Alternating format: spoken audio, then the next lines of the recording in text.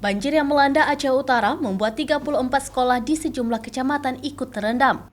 Akibatnya proses belajar mengajar pun terpaksa dihentikan karena ruangan kelas digenangi air. Dampak tersebut menyebabkan sebanyak 6.000 lebih pelajar harus diliburkan hingga batas waktu yang belum ditentukan. Data dari Dinas Pendidikan dan Kebudayaan Aceh Utara, sekolah yang terendam banjir yaitu sebanyak 26 sekolah dasar dan 8 sekolah menengah pertama.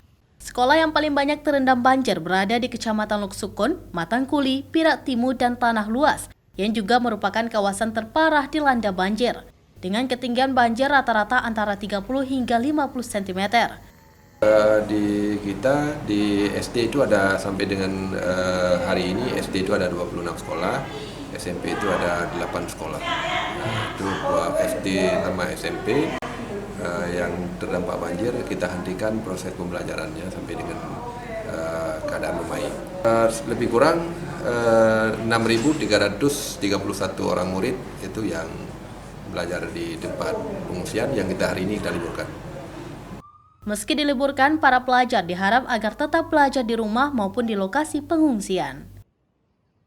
Zikri Maulana, Kompas TV, Aceh Utara.